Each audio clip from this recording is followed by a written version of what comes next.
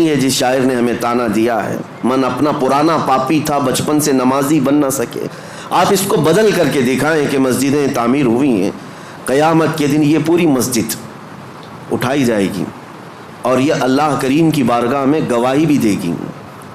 یہ بھی حدیث پاک میں ہے، کچھ مسجدیں اللہ کی بارگاہ میں شکایت کریں گی، مقدمہ کریں گی، اے رب ذوالجلال اس محلے والوں نے مجھے بھوکا اور پیاسا رکھا۔ عزیزان گرامی وقار، آج اس مسجد پاک میں ہم حاضر ہیں جس کی تعمیر نو اور تزئین کے بعد افتتاحی تقریب کا انعقاد کیا گیا ہے، اور آج اس مسجد پاک کو ہم جمعہ کی نماز سے افتتاح کا اور شروع کرنے کا جو طریقہ علماء اہل سنت کا رہا ہے اسے نبھانے کی کوشش کر رہے ہیں۔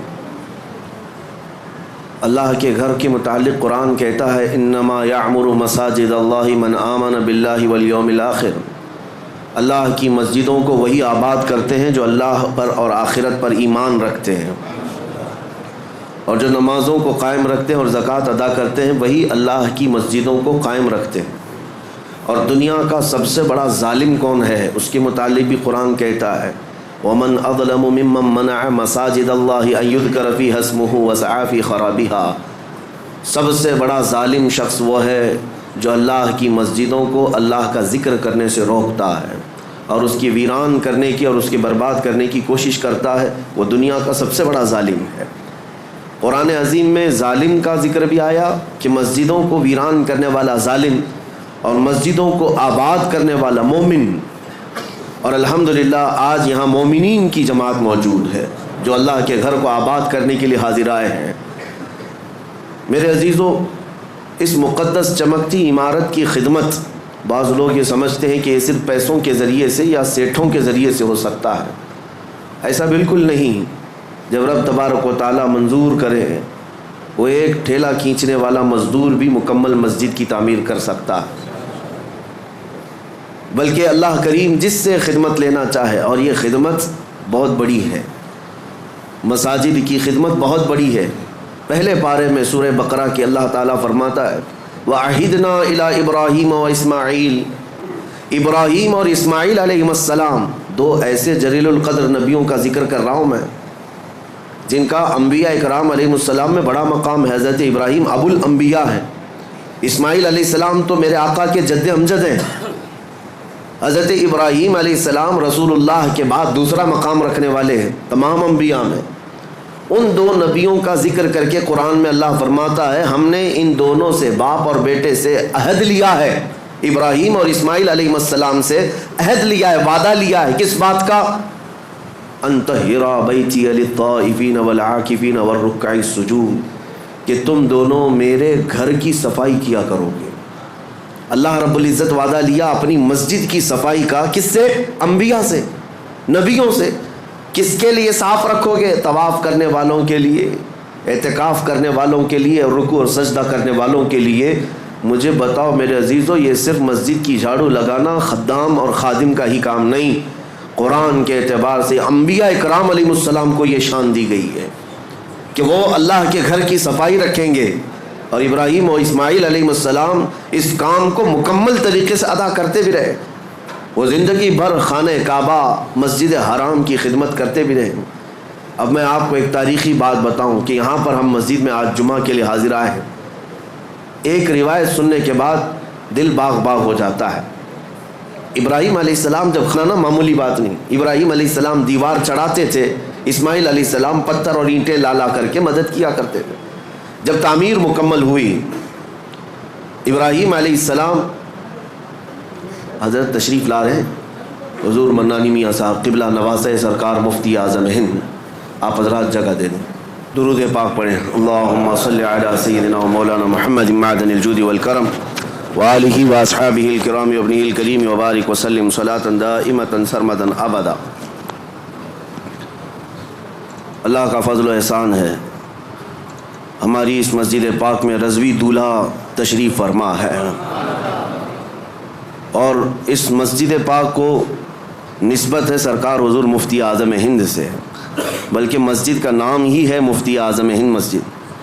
اور آج اس کی افتتاحی تقریب میں مجھے لگتا ہے سرکار مفتی اعظم ہند کی روحانیت شامل ہے، جس کی وجہ سے آج اس افتتاحی تقریب میں خود سرکار مفتی اعظم ہند کے نواسے حضور منان میاں صاحب تشریف فرما ہے۔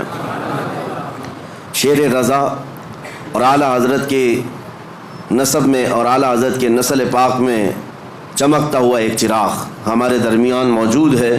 اللہ کریم ان بزرگوں کا سایہ ہم پر دراز فرمائے۔ جمعہ کا وقت چونکہ بہت کم ہوتا ہے، نماز کا بھی ہے، اور ہمیں یہاں کے فاتحہ اور دعا میں بھی شرکت کرنی ہے۔ میں مختصر سی باتیں عرض کر کے سمیٹتا ہوں اپنی بات کو۔ اللہ تعالیٰ نے ابراہیم علیہ السلام اور اسماعیل علیہ السلام دونوں کو تعمیر کا حکم دیا اور تعمیر ہوئی خانہ کعبہ کی۔ جب عمارت مکمل ہوئی تو جب کبھی کوئی گھر بنتا ہے تو کچھ اینٹ پتھر ٹکڑے بچ جاتے ہیں۔ گھر کی عمارت کے بعد جو سامان بچتا ہے آپ اس کو لے جا کر کے کہیں پھینک دیتے ہوں گے، ٹھنڈا کر دیتے ہیں۔ خانہ کعبہ کی تعمیر کے بعد جو مٹی، اینٹ، پتھر، گارے جو جس سے بھی بنا تھا وہ بچا تھا، تو ابراہیم علیہ السلام نے اس کے متعلق پوچھا رب ذوالجلال سے، مولا یہ جو تعمیر سے بچ گیا ہے اس کا کیا کیا جائے؟ اللہ کریم کا حکم ہوا، اے ابراہیم وہ جتنی مٹی بچی ہے یا گارا یا جو کچھ بھی بچا ہے اس کو اٹھاؤ، جمع کرو اور ہوا میں پھینک دو۔ خانہ کعبہ کی بنائی ہوئی اور بچی ہوئی مٹی، ابراہیم علیہ السلام اپنے ہاتھوں سے وہ ساری مٹی اور جو بچا ہوا سامان تھا جمع کیا اور ہوا میں اسے اٹھا کر پھینک دیا، وہ ہوا میں غائب ہو گئی، کہیں لے جا کر کے پھینکا نہیں۔ اور تفسیر میں فرمایا گیا جب ابراہیم علیہ السلام نے وہ ساری مٹی اٹھا کر کے پھینکی تو اس مٹی کے ذرے ذرے کو اللہ تعالیٰ نے پوری دنیا میں پھیلایا۔ اس مٹی کا ذرہ زمین پر جہاں پڑا وہاں اللہ کی ایک مسجد تعمیر ہوئی۔ قیامت تک جہاں وہ ذرہ پڑا ہوگا یا تو مسجد تعمیر ہوگی یا ہو چکی ہوگی۔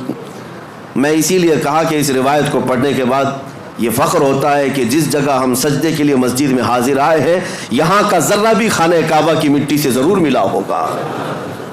عزیزان گرامی وقار، مسجدوں کو تعمیر کرنے کے بعد اس کی صفائی ستھرائی کے لیے جس قدر ہم خیال رکھتے ہیں یہ ضروری ہے، لیکن کل رات ہم نے ذکر کی مجلس میں ایک بات آپ کے سامنے رکھی تھی۔ سب سے بڑی ذمہ داری ایک مسلمان کی یہ ہے کہ مسجد بنانے کے بعد جیسے اس کو تعمیر کرنے میں دلچسپی دکھاتے ہیں، جیسے کہ کسی شاعر نے کہا تھا کہ حضور پاک صلی اللہ تعالیٰ علیہ وسلم کی اس امت کا اب حال یہ ہے کہ مسجد تو بنا لی شب بھر میں ایمان کی حرارت والوں نے، من اپنا پرانا پاپی تھا بچپن سے نمازی بن نہ سکے۔ لیکن یہ تانا ہمارے لیے مناسب نہیں ہے جس شاعر نے ہمیں تانا دیا ہے، من اپنا پرانا پاپی تھا بچپن سے نمازی بن نہ سکے۔ آپ اس کو بدل کر کے دکھائیں کہ مسجدیں تعمیر ہوئی ہیں، قیامت کے دن یہ پوری مسجد اٹھائی جائے گی اور یہ اللہ کریم کی بارگاہ میں گواہی بھی دے گی۔ یہ بھی حدیث پاک میں ہے، کچھ مسجدیں اللہ کی بارگاہ میں شکایت کریں گی، مقدمہ کریں گی، اے رب ذوالجلال اس محلے والوں نے مجھے بھوکا اور پیاسا رکھا۔ اس سے پوچھا جائے گا تو بھوکی اور پیاسی کیسے ہوتی؟ مسجد کہے گی کہ جب اذان ہوتی تو مجھے بھوک لگتی، اگر یہ میری صفوں کو بھر دیتے تو میرا پیٹ بھر جاتا، مگر انہوں نے مجھے خالی رکھا، بھوکا اور پیاسا رکھا۔ مسجد اگر کسی کے خلاف مقدمہ کرے قیامت کے دن تو میرے عزیزوں پورا محلہ اس میں شامل ہو جائے گا۔ اس لیے آپ نے مسئلہ سنا ہے کبھی؟ ہر رمضان المبارکہ میں کوئی نہ کوئی ایک مسجد میں اعتکاف ضرور کرے، کیونکہ یہ مسجد کا حق ہے۔ اگر ایک بھی اعتکاف میں نہیں بیٹھا تو پورے محلے والے گنہگار ہیں، سب کے اوپر گناہ ہوگا، اور اگر ایک بیٹھ گیا تو سب کے اوپر سے ذمہ داری ختم ہو جائے گی۔ کیوں؟ مسجد کا حق ہے، اس مسجد کو رمضان کے آخری عشرے میں خالی نہیں رکھا جائے گا۔ اسی طرح سے جو بات میں عرض کر رہا تھا وہ یہ ہے کہ مسجد کو جس طرح تعمیر کر کے چمکایا جاتا ہے اس سے زیادہ تمہیں خیال ہونا چاہیے مسجد کے متعلق، کہ مسجد کے متعلق آپ کیا کہتے ہیں؟ یہ اللہ کا گھر ہے۔ سب یہی کہتے ہیں نا، مسجد کیا ہے؟ اللہ کا گھر ہے۔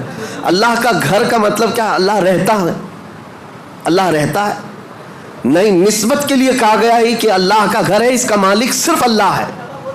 کوئی مسجد کا متولی، کوئی مسجد کا امام، کوئی مسجد کا خادم، کوئی مسجد کا ٹرسٹی کبھی یہ نہ سمجھے کہ یہ میری پراپرٹی ہے. مسجدیں جو ہوتی ہیں وہ صرف اور صرف اس کی ملکیت اللہ کے حوالے ہے. کبھی آپ نے سوچا کہ یہ مسجدیں جو شہید ہوئی ہماری، گورنمنٹ تو آفر دیتی ہے کہ اس جگہ چھوڑو دوسری جگہ بنا لو، ہم کیوں نہیں مانتے؟ اس کی وجہ یہ ہے کہ ہم اگر مالک ہوتے تو کمپرومائز کرتے. مالک اللہ ہے، ہمیں صرف حفاظت کے لیے مامور کیا گیا اور ہم زندگی بھر اس کی حفاظت ہی کریں گے.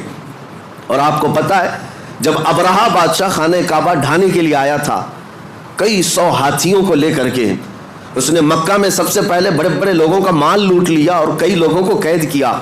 اس میں حضرت عبد المطلب جو رسول اللہ کے دادا ہیں ان کے 100 اونٹ اس نے قبضہ کر لیے تھے. حضرت عبد المطلب خانہ کعبہ کے متولی تھے، اس وقت متولی تھے، خدمت پر آپ ہی مامور تھے. تو خانہ کعبہ کو ختم کرنے کے لیے آیا تھا ابرہا بادشاہ یمن سے کئی ہاتھیاں لے کر. حضرت عبد المطلب گئے بات کرنے کے لیے کہ میں بات کرتا ہوں. تو ابرہا نے ان کو اجازت دی آنے کے لیے اپنے دربار میں. آئے، پوچھا اس نے کہ کیا معاملہ لے کر آئے ہو؟ حضرت عبد المطلب نے کہا میرے جو 100 اونٹ تم نے ہتھیائے ہیں وہ واپس کر دو، مجھے میرے اونٹ دے دو. وہ ہنسنے لگا کہ تجھ کو کس نے خانہ کعبہ کا متولی بنایا؟ تجھے پتہ نہیں میں یہاں کیوں آیا؟ میں آیا ہوں خانہ کعبہ کو ختم کرنے کے لیے اور تم بات کر رہے ہو اپنے اونٹوں کی.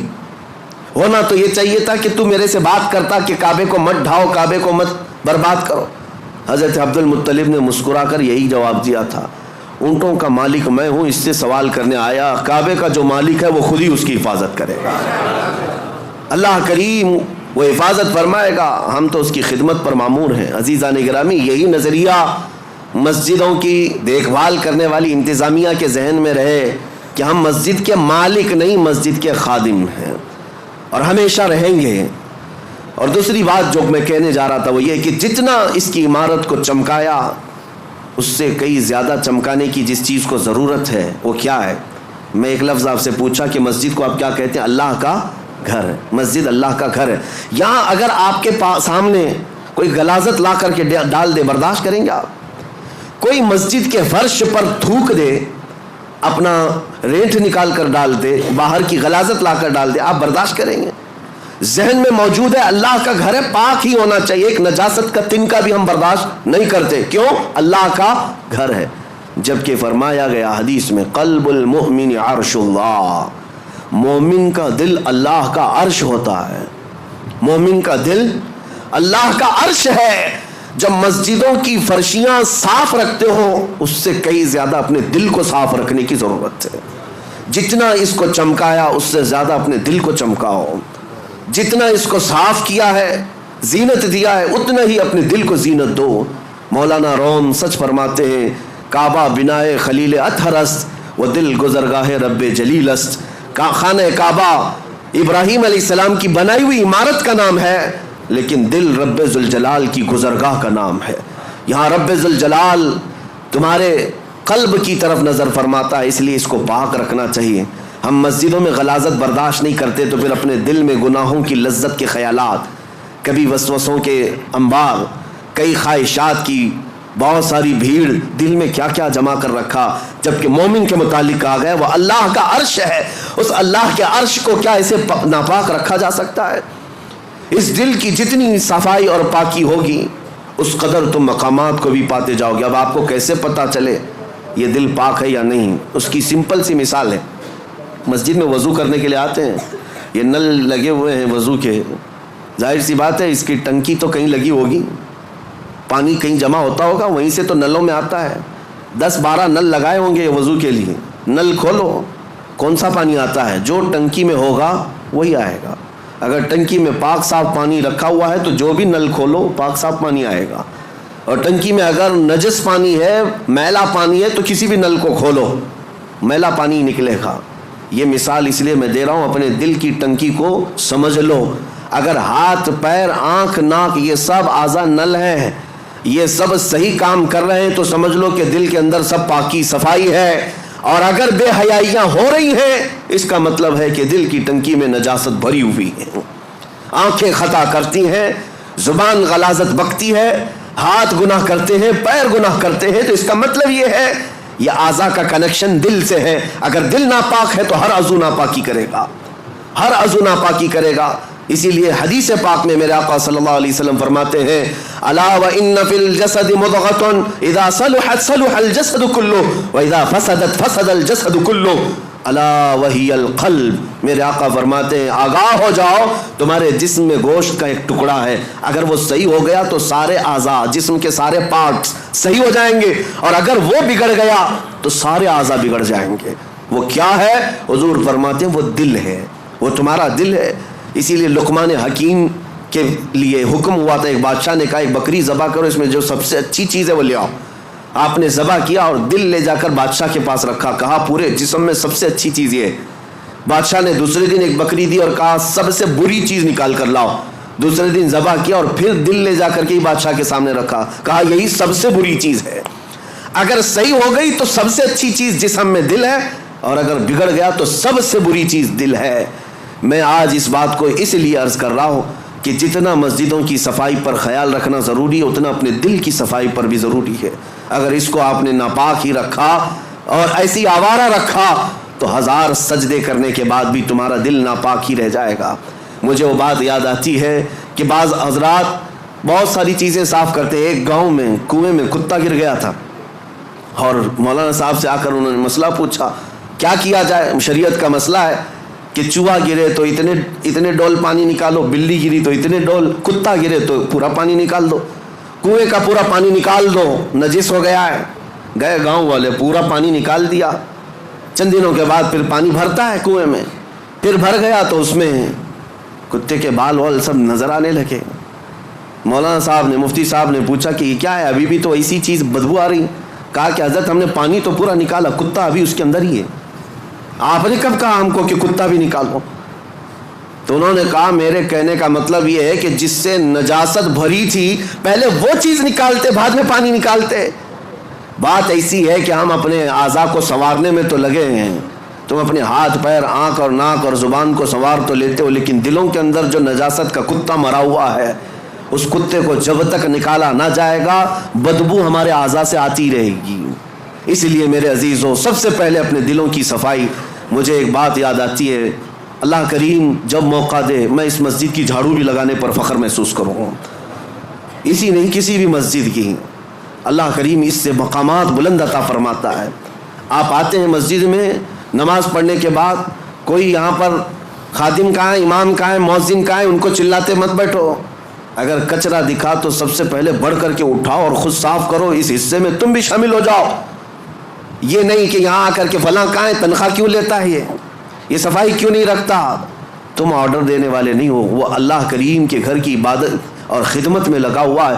مصر کے ایک بڑے بزرگ شیخ متولی شعراوی رحمۃ اللہ علیہ، جنہوں نے پورے قرآن کی تفسیر لکھی ہے اور عرفات کے میدان میں ان کو خصوصی خطاب کے لیے لایا گیا تھا. پورے عرب کے سب سے بڑے عالم دین، اللہ کے ولی، جن کے متعلق میں آپ کو بتاؤں، وہ اتنے بڑے مفسر کہ ہزاروں علماء ان کے شاگرد ہیں. ان کا ڈرائیور وہ خود کہتا ہے کہ روزانہ رات کے 12 بجے کار لے کر اپنے گھر سے نکلتے، میں ہوتا ساتھ میں حضرت ہوتے، تقریباً 70 سال کی عمر ہے، اور مسجد چلے جاتے. مسجد سیدہ نفیسہ، مسجد امام حسین، کئی مسجدیں ان کی خاص تھی. رات کو جاتے اور ڈرائیور سے کہتے دروازہ کھلوا کر اندر چلے جاتے، یہ باہر ویٹ کرتا رہتا. گھنٹہ 2 گھنٹے کے بعد آتے. ظاہر سی بات اللہ والے نماز پڑھ رہے ہوں گے، تہجد یا عبادت میں مصروف. برسوں یہ سلسلہ چلتا رہا. میرے عزیزوں، ان کے انتقال کے بعد یہ پتہ چلا مسجد کے ایک خادم نے، جو مسجد ہے سیدہ نفیسہ میں یا کوئی ایک مسجد میں، خادم نے ڈرائیور سے ملاقات کی اور کہا کتنا اچھا وہ زمانہ تھا جب وہ آتے تھے حضرت نماز کے لیے. یہ ڈرائیور کہنے لگا کہ میں 2 گھنٹے باہر انتظار کرتا تھا، حضرت کا وصال ہو گیا. کیسی عبادت کرتے تھے مسجد میں جا کر، تم تو اندر رہتے تھے، تم خادم ہو، کبھی دیکھا میرے حضرت کو؟ وہ خادم رونے لگا اور کہا ڈرائیور سے، وہ راز تھا میں بتا نہیں سکتا، لیکن اب ان کا انتقال ہوا، میں بتاتا ہوں. حضور تشریف لاتے رات کے 12 بجے، وہ عبادت کرنے کے لیے نہیں بلکہ سیدھے طہارت خانوں میں جاتے اور اپنے ہاتھوں سے سارے طہارت خانے دھوتے تھے. وضو خانے کو اپنے ہاتھوں سے صاف کرتے تھے، اپنے ہاتھوں سے سارے استنجا خانے صاف کرتے. کس عالم دین کی بات کر رہا ہوں جس کے ہزاروں شاگرد ہیں، پورے قرآن کی تفسیر لکھی ہے. اللہ کریم کے ایسے بزرگ ولی اپنے ہاتھ سے رات کے وقت پوری مسجد کے طہارت خانے صاف کرتے، اور پھر ایک دن میری نظر پڑی تو انہوں نے مجھے کچھ پیسے دی اور کہا زندگی بھر یہ کسی کو بتانا مت، میں یہ صفائی اس لیے کرتا ہوں کہ مجھے میرے رحمان پر یقین ہے، اس کے گھر کو میں اپنے ہاتھ سے صاف کروں گا، میرے دل کو وہ صاف کرے گا، میرے دل کو وہ پاک کرے گا۔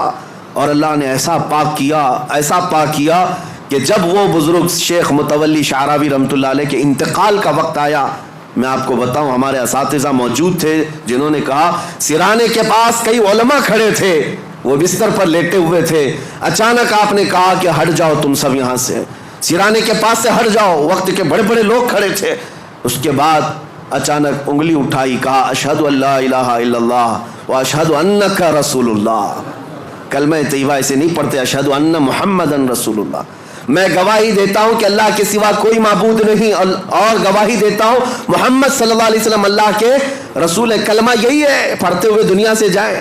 لیکن آپ نے آخری وقت میں انگلی اٹھائی اور یوں کلمہ پڑھا، میں گواہی دیتا ہوں کہ اللہ کے سوا کوئی معبود نہیں، اور میں گواہی دیتا ہوں کہ آپ اللہ کے رسول ہیں۔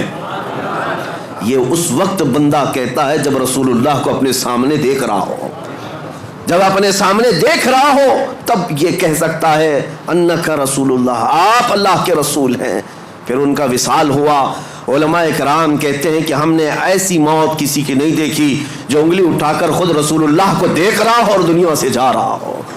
میرے عزیزو، یہ مقامات بلند انہیں ان کاموں کی وجہ سے یا ان نیکیوں کی وجہ سے بھی ہو سکتا ہے ملی ہوں۔ اس لیے آج اس مسجد پاک کی جن لوگوں نے خدمتیں کی ہیں، اللہ ان کے گھروں کو سجا اور ان کی قبروں کو روشن کرے، اور رب ذوالجلال اس مسجد پاک کو عشق رسول کا مرکز بنائے۔